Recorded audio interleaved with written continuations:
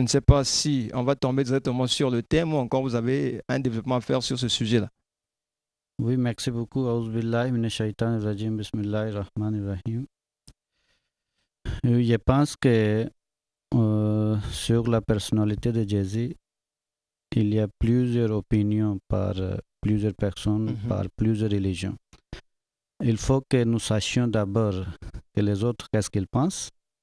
Après cela, nous allons regarder, selon notre opinion, en réalité, qu'est-ce qui s'est passé avec Jésus. Pourquoi pas seulement qu'il y a la Bible qui parle, il y a l'histoire du monde aussi, il y a beaucoup d'écrivains, et partout les enfants d'Israël, là où ils sont partis, ils ont laissé leurs traces, et il y a les chercheurs qui ont écrit les livres. Nous devrons baser sur ça aussi, n'est pas qu'on va tout rejeter, et seulement on est basé sur la Bible. Maintenant, donc sur la question, on est déjà d'accord qu'il y a plusieurs versions. Il y a plusieurs versions. Par exemple, c'est le judaïsme, les juifs. Oui. Ils disent qu'ils ont tué Jésus pour démontrer qu'il n'était pas un Messie pour nous, ce qu'ils attendaient. Maintenant, ils ont tué Jésus pourquoi? Que selon l'Ancien Testament, selon la loi de Dieu, Deutéronome 18, il dit qu'un faux prophète sera tué. Maintenant, si le juif acceptait Jésus étant un Messie, c'est ça que ça devait être bien. Pourquoi Jésus avait dit, c'est Dieu qui m'a envoyé pour vous ce que vous attendez. Maintenant, selon eux, comme la prophétie n'était pas réalisée tout comme c'était écrit, comme Malachi dit qu'avant que Messie arrive, il y a Élie qui va descendre, comme selon eux, ces prophéties n'étaient pas réalisées, à ce moment-là, il est en train de mentir. Jésus lui-même a justifié que l'Élie qui devait venir, c'était Jean-Baptiste. Mais les Juifs n'ont pas compris. Vous comprenez? C'est ça qu'à cause de cela, ils ont dit que ce reste seulement une seule méthode de connaître réellement il est véridique ou menteur. Il faut qu'on le tue. S'il est sauvé de la mort, certainement, il est véridique. Maintenant, s'il meurt sur la croix, une mort maudite, cela signifie qu'il n'est pas envoyé de Dieu, c'est un menteur. C'est ça que l'Ancien Testament, que Moïse avait reçu comme une révélation de Dieu qui existe jusqu'à aujourd'hui. Vous pouvez lire dans le Deutéronome 18, un faux prophète sera tué. C'est ça Deutéronome 18. Deutéronome 18. C'est ça que selon les Juifs, ils ont approuvé ça. Que si le christianisme aujourd'hui il accepte que Jésus était mort sur la croix, cela signifie que les Juifs ont raison. Ils ont dit que non, il était un menteur. Est-ce que dans l'Ancien Testament, il n'y a pas un verset biblique qui dit également qu'il devrait être tué aussi? Je pense quand nous lisons lui-même, Jésus, il dit quoi? Quand vous lisez Jean 8, 40 à 44, Jésus n'a jamais dit que je suis venu pour mourir. S'il a dit que je suis venu pour mourir, dès le premier jour, il devait se présenter devant les Juifs. Que voilà, je suis venu pour mourir, tuez-moi. Et à ce moment-là, les gens qui ont facilité pour accomplir la tâche, qu'ils soient tués, est-ce que les Juifs seront récompensés pour ça? Qu'ils seront maudits? Ils auront accompli une prophétie qui a été annoncée. C'est-à-dire qu'ils seront acceptés par Dieu favorablement et le paradis sera ouvert pour eux. Pendant que tout le monde aujourd'hui, il est maudit pourquoi ils ont tué Jésus. Parce que quand vous citez la Bible, il y a également, je crois bien, Jean 3,16 qui dit que Dieu a tant aimé le monde qu'il a donné son Fils unique. Donc donner son Fils unique, ça veut dire qu'il avait prévu qu'il puisse mourir. Oui, donner quand un prophète il vient pour guider les gens dans la spiritualité, ce n'est pas pour mourir à leur place. Vous comprenez? Maintenant, Jésus lui-même, il dit quoi? Comme je viens de citer Jean 8, 40, 44, il dit, vous avez pour père le diable et vous voulez accomplir les désirs de votre père. C'est-à-dire, Jésus, il dit, quand vous lisez 40 jusqu'à 44, il dit que pourquoi vous me tuez? C'est-à-dire, les tueries, c'est votre père diable qui vous demande de me tuer. Mais son heure était arrivée, il savait. Pour lui, il savait déjà que bon, parmi les 12, il y avait un qui devait le trahir. Selon Jésus, c'est diable qui vous demande de me tuer. Votre père diable, donc, ce n'est pas Dieu. Ça, c'est l'une des versions. Maintenant, les autres versions, c'est quoi? Maintenant, pourquoi on arrive à votre les Juifs et les musulmans, ils disent que oui, Jésus était venu comme un messager de Dieu pour les enfants d'Israël. Oui. Pour vous, déjà, il n'est pas fils de Dieu, il est juste un messager. Oui, un messager, comme Jésus lui-même, il dit, c'est lui qui m'a envoyé. C'est Dieu qui lui envoie. Il était envoyé, il appelait Dieu son père. Maintenant, les musulmans, ils disent que oui, il était venu un messager de Dieu, il est venu le moment que les Juifs, ils ont commencé à chercher à le tuer. Dieu n'a pas voulu qu'il soit tué une mort maudite. Maintenant, c'est la version des autres musulmans, ce n'est pas pour la communauté ahmadiyya. D'accord. Maintenant, ils disent que Dieu a changé la face de Jésus, il a donné à quelqu'un qui pouvait mourir à sa place. Et le vrai Jésus, Dieu lui a amené au ciel. Ça, c'est une version aussi. C'est une version musulmane par les autres musulmans, pas par la communauté musulmane ahmadiyya. Maintenant, quand les Juifs ils ont arrêté, ou les Romains ils ont arrêté Jésus, qui n'était pas en réalité Jésus, c'était seulement juste une face de Jésus que Dieu avait donné à quelqu'un. C'est lui qui était tué sur la croix. Mais le vrai Jésus était monté au ciel. Ça, c'est l'autre. Maintenant, les chrétiens disent que non, réellement c'était Jésus. Qui a été crucifié, qui n'a pas 3 jours. Il était pendu au bois, il était mort, il a rendu l'âme. Et après 3 jours, il est ressuscité. Après, il est rencontré avec ses compagnons pendant 40 jours. Après, il est monté au ciel. Maintenant, la communauté musulmane ahmadiyya, selon les découvertes de la communauté musulmane ahmadiyya, selon la Bible, selon le Saint-Coran et selon l'histoire du monde, selon la parole du prophète Mohammed sallam, que en réalité, c'est même Jésus qui était mis sur la croix. C'est lui qui était cloué, c'est lui qui était jugé, mais en réalité, il n'était pas mort sur la croix. Il n'est pas mort sur la croix. Donc l'histoire ne s'arrête pas au mont Golgotha, il y a eu une suite. Maintenant, après cela, selon la découverte de la communauté musulmane ahmadiyya, comme le Messie promis, fondateur de la communauté, qui avait déclaré, c'est lui qui est deuxième tour de Jésus. Il avait déclaré que je suis Messie pour les chrétiens et pour les musulmans. Il a écrit un livre que Jésus en Inde. Là où il a découvert que Jésus n'était pas mort sur la croix selon la Bible. Il a donné toute l'histoire. Pourquoi que le moment que Jésus était enlevé de la croix, la Bible elle-même, elle dit qu'il y avait un militaire qui avait déchiré la côte de Jésus avec son flèche. Et le sang et l'eau est sorti aussitôt, et jaillir. Maintenant, la personne était encore vivante. C'est ça que c'est un gros livre que le Messie promis il a écrit, là où il a prouvé que Jésus, en réalité, n'était pas mort sur la croix. Ce livre-là, il est qui? C'est le fondateur de la communauté musulmane ahmadiyya. D'accord. C'est lui qui a déclaré qu'il est deuxième retour de Messie.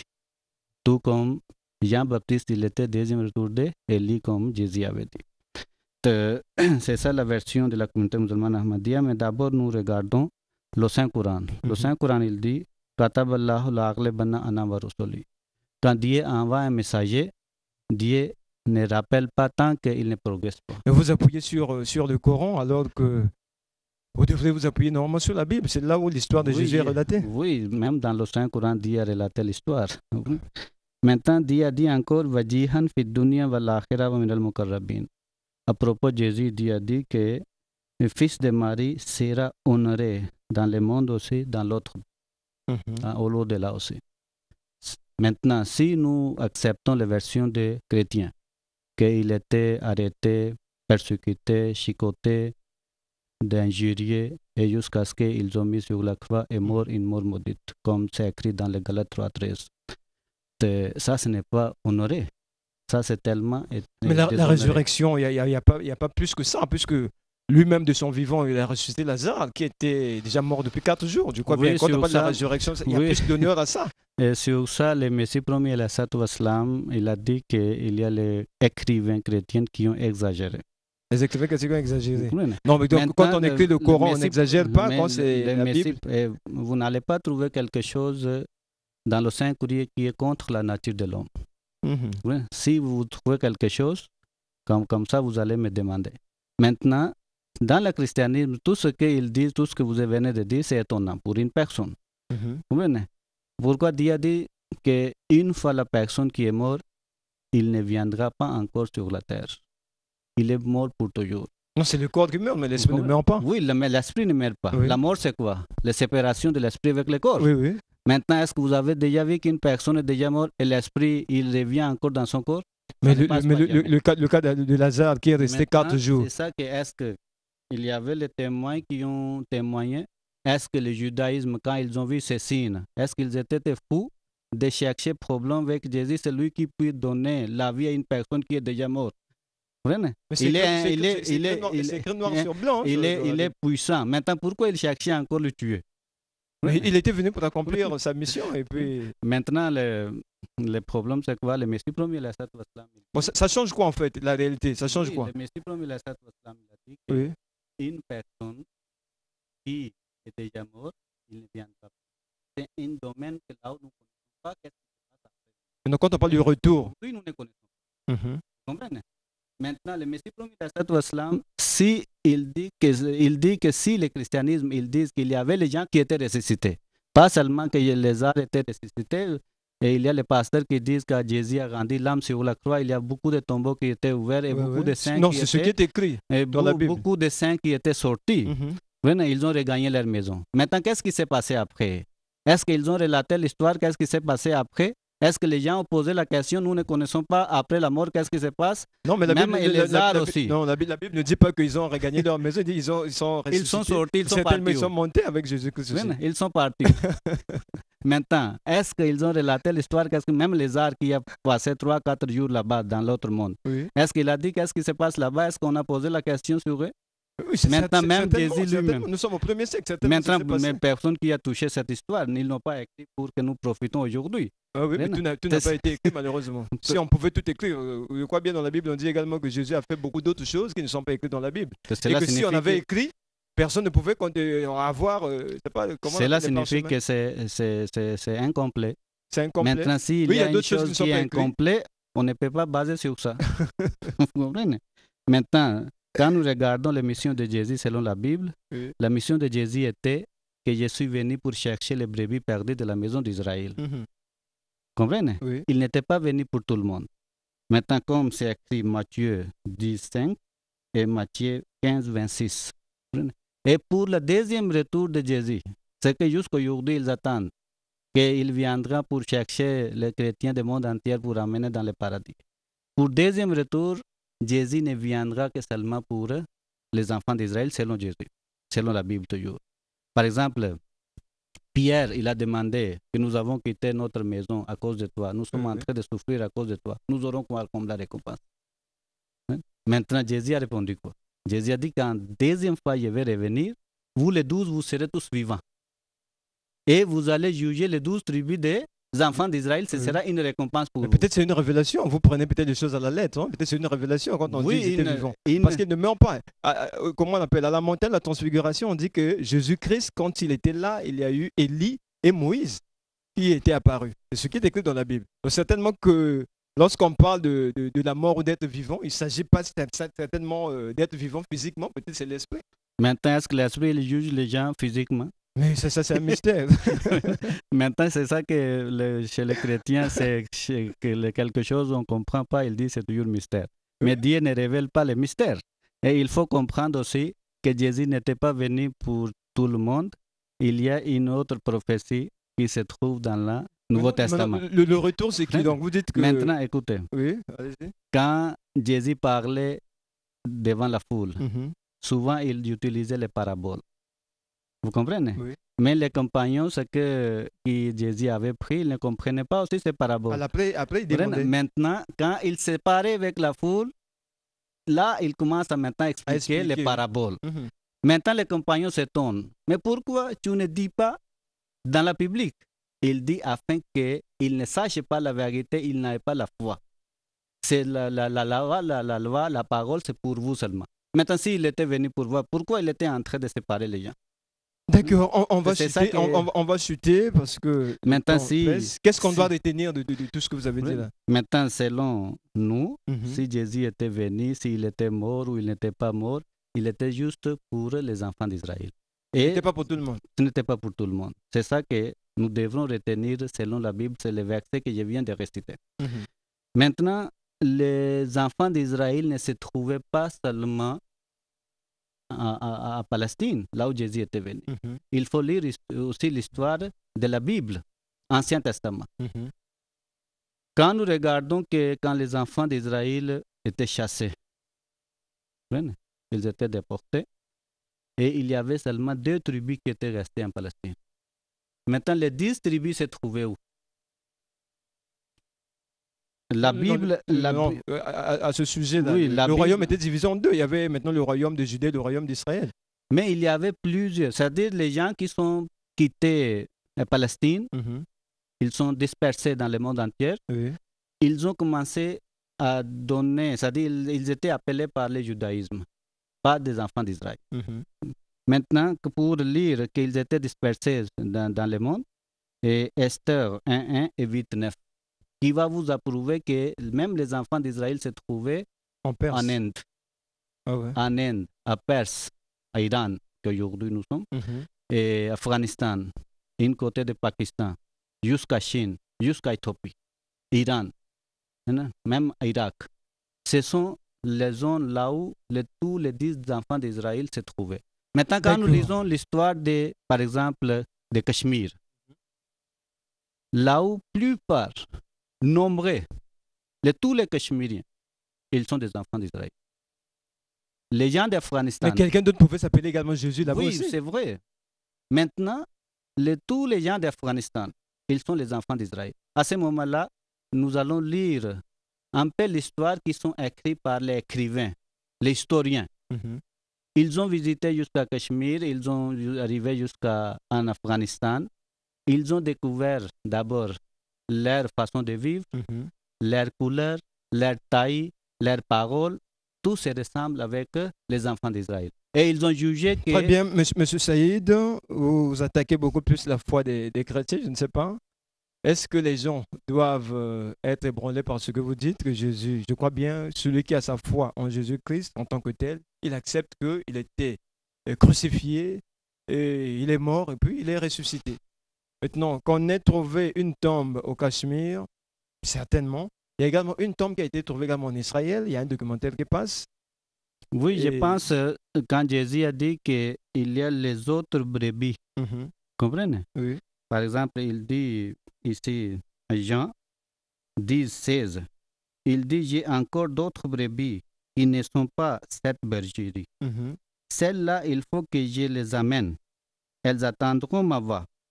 Il y aura un seul troupeau ou un seul berger. Il faisait allusion à qui? C'est-à-dire, c'est là les enfants d'Israël qui étaient dispersés dans le monde entier. D'accord. Qui n'étaient pas en Palestine. Ils étaient 12 tribus.